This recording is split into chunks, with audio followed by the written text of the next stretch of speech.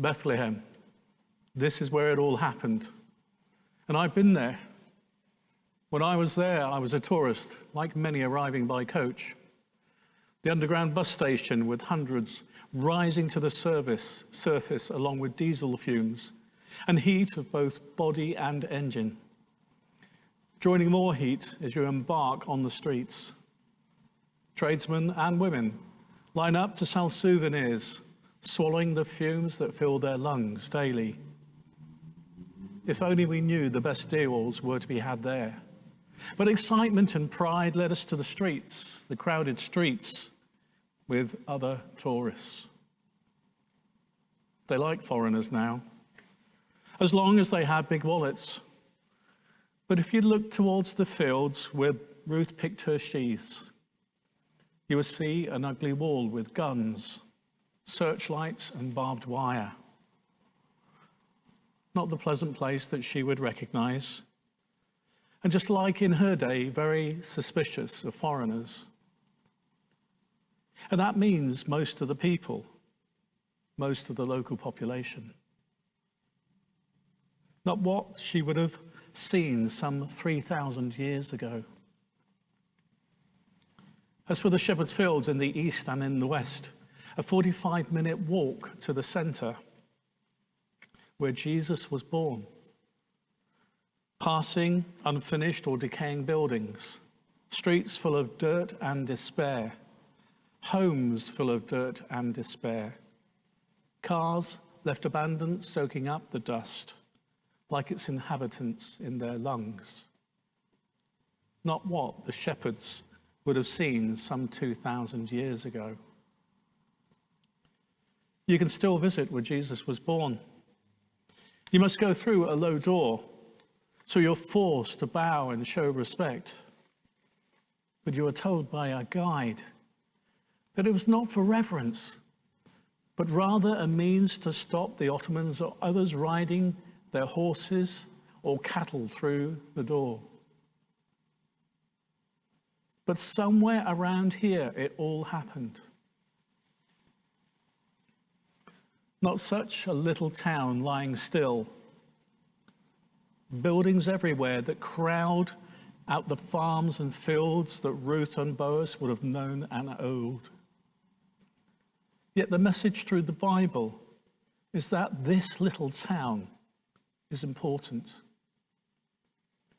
God has acted out his play in this theatre. He painted his plan of history on the canvas of this place.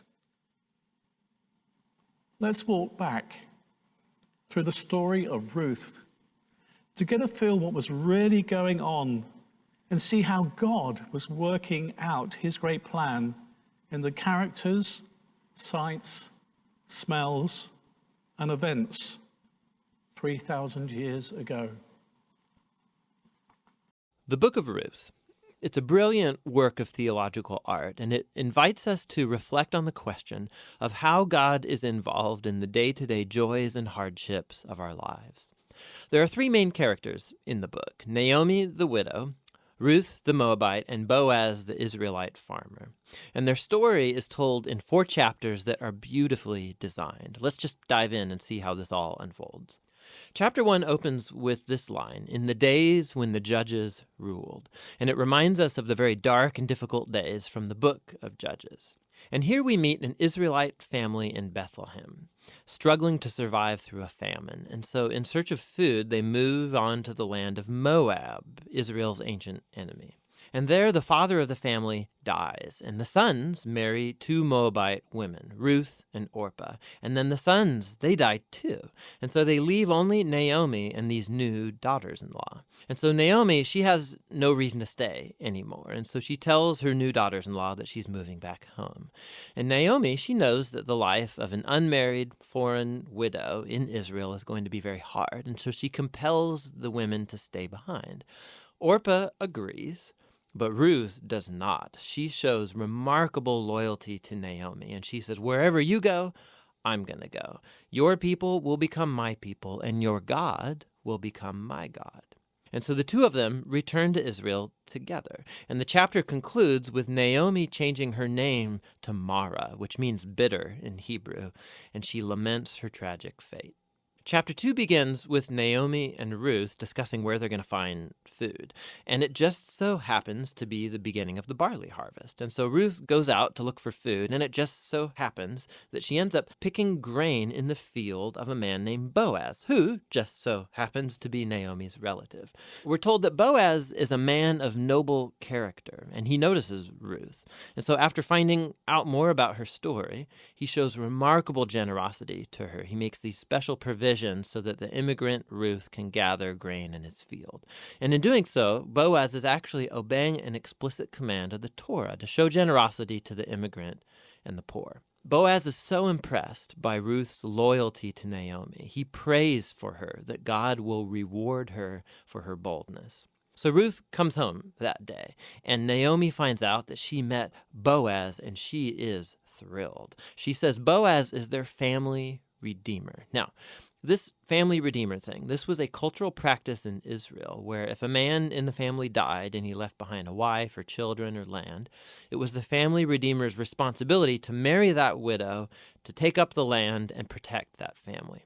So Naomi, she begins to hope that perhaps there might still be a future for her family. Chapter 3 begins with Naomi and Ruth making a plan to get Boaz to notice their situation. So Ruth is going to stop wearing clothes of a grieving widow, and she's going to show signs that she's available to be married. And so Ruth goes to meet Boaz on the farm that night. And as she approaches, Boaz wakes up and he's totally startled.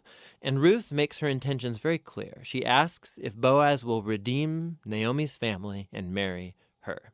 Boaz is once again amazed by Ruth's loyalty to Naomi and her family, and he calls Ruth a woman of noble character. It's the same term used to describe the woman of Proverbs 31. So Boaz tells Ruth to wait until the next day, and he will redeem both Ruth and Naomi legally before the town elders.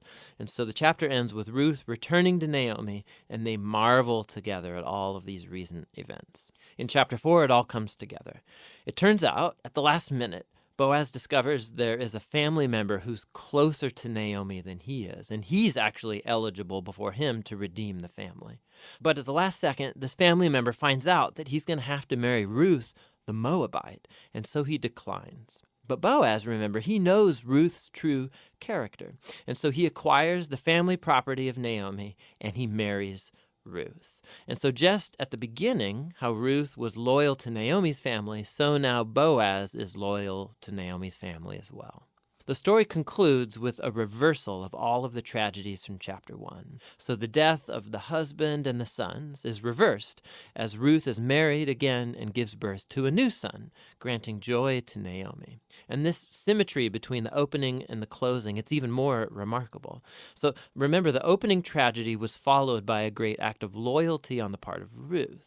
And that is now matched by Boaz's act of loyalty that leads to the family's final restoration. And this symmetry, it highlights the design of the internal chapters as well. So each of the chapters begins with Naomi and Ruth making a plan for their future, and that's followed by a providential meeting between Ruth and Boaz, and each chapter concludes with Naomi and Ruth rejoicing at what's taken place. This story is beautifully designed, and that design actually connects with a really interesting feature of the story, and that's how little God is mentioned. Right? The characters talk about God a few times, but the narrator actually never once mentions God doing anything directly in the story, and that's its brilliance. Because God's providence is at work behind every scene of this story, weaving together the circumstances and choices of all these characters. So Naomi, her tragedy leads her to think that God is punishing her, but actually the whole story is about God's mission to restore her and her family.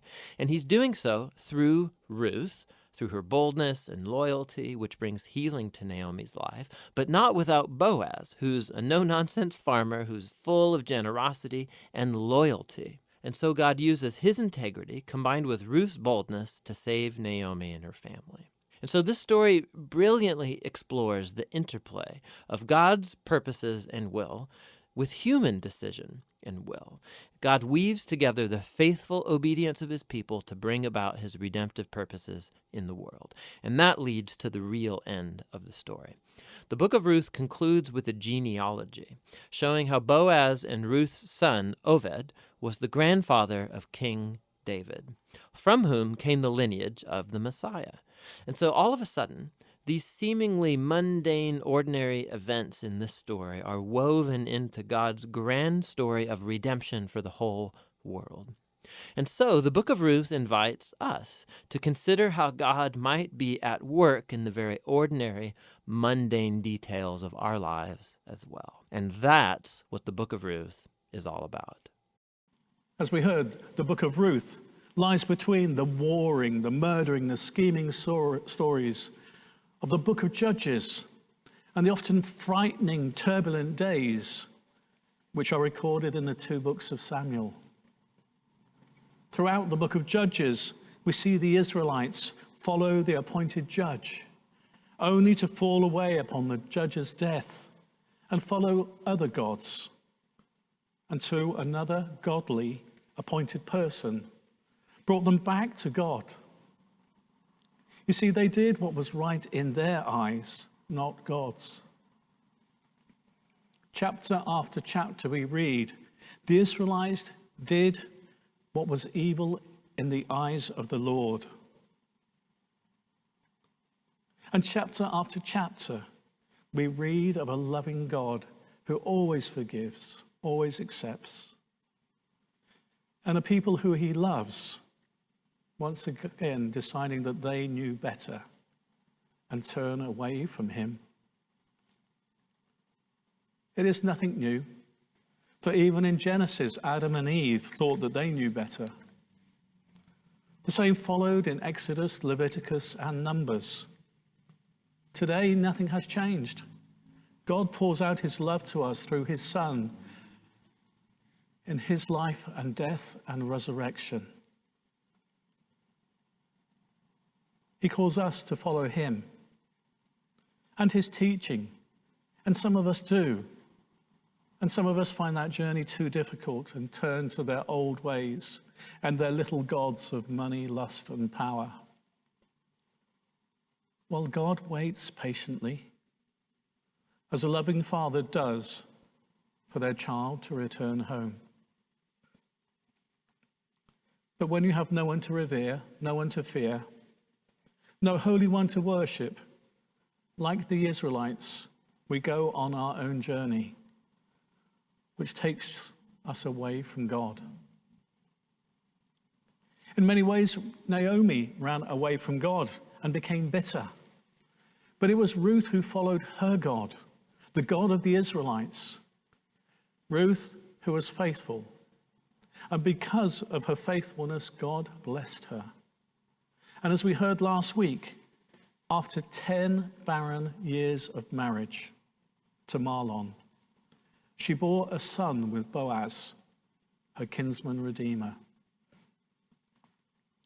I don't know if you are like me, but when reading the genealogies in the Bible, I tend to skim read them. However, in Ruth chapter 4, verse 17, we get a shorter version. It says they named him Obed, and he became the father of Jesse, the father of David. So Obed was the grandfather of David, the shepherd boy who fought a lion and a bear before taking on Samson. David, the writer of many of the Psalms. David, who became a man after God's own heart. 1 Samuel 13, verse 14. No doubt shaped early by days and nights with God while herding sheep. No doubt understanding from his youth the reality of God as a shepherd of his own life. David's rootedness in God continued throughout all the seasons of his life. When he became king and won victories at war, when he established Jerusalem as the political and spiritual hub of the nation, and as he planned for the construction of the temple, David held God central. Day and night, David lived with God, filled and surrounded by God's love and care. We too live such a God-filled existence, but we may not see it the way David did. His time in solitude turned him to know and see God everywhere. It moved David so powerfully that he could not help but to sing and to dance and write music. David understood God's heart, and in David's living with God, his heart took on the very shape of God's. So ultimately, what is on God's heart? What is precious and important to him? Throughout Scripture, God is wanting people to follow him, to worship him, and to trust him. He raised people, godly people, who took on the task to lead and bring people back to him. And as we saw, Boaz redeemed Ruth. The son became the grandparent of David. And from David came the line or genealogy of Jesus. Let me remind you of what the role of a redeemer was. Redeemer in the Hebrew Bible and the rabbinical tradition is a person who, as the nearest relative of another, is charged with the duty of restoring the rights of another and avenging his wrongs. In the New Testament, the redemption word is referred to both deliverance from sin and to freedom from captivity. Jesus is referred to as a redeemer. Last week, we heard the song, "There is a Redeemer," Jesus, God's own Son. You see, Jesus is our kinsman redeemer. In Matthew chapter 2, we read about the Messiah being born in Bethlehem.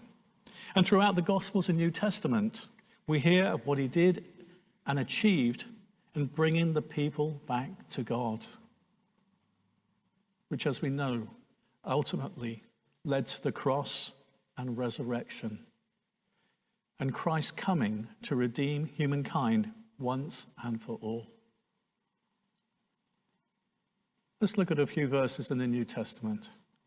Luke 1:68 says, "Praise be to the Lord God of Israel, because he has come to his people and redeemed them." Paul adds in quite a few comments. Galatians 3:13. "Christ redeemed us from the curse of the law by becoming a curse for us. For it is written, 'Cursed is everyone who is hung on a pole.'" Galatians 3:14. "He redeemed us in order that the blessing given to Abraham might come to the Gentiles through Jesus Christ, so that by faith we might receive the promise of the Spirit." Galatians 4:5. "To redeem those under the law, that we might receive adoption to sonship." Titus 2:14.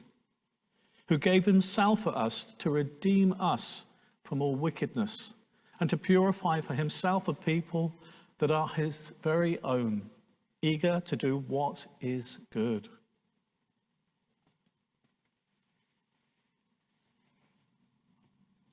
And so we return to Bethlehem.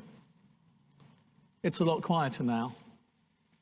The buses have stopped churning diesel, and the tourists have remained in their own land, being pilgrims in their own country. The guards have less to look at as they glance at the field and lands around them. People watching has its limitations, especially in lockdown. Animals still roam the land like the sheep did all those years ago. Israel's national animal, the cat, crosses the roads where the shepherds first walked to reach the site where the star hung over. There is an unearthly silence, as there was 2,000 years ago. And yet in homes, many gather and worship. Many gather and Zoom with others who have met with their Redeemer, Jesus. O little town of Bethlehem, how still we see thee lie. Above thy deep and dreamless sleep, the silent stars go by. Yet in thy dark streets shineth the everlasting light. The hope and fears of all the years are met in thee tonight. For Christ is born of Mary, and gathered all above, while mortals sleep, the angels keep their watch of wondering love. O morning stars together proclaim the holy birth, and praises sing to God the King, and peace to men on earth. How silently the wondrous gift is given.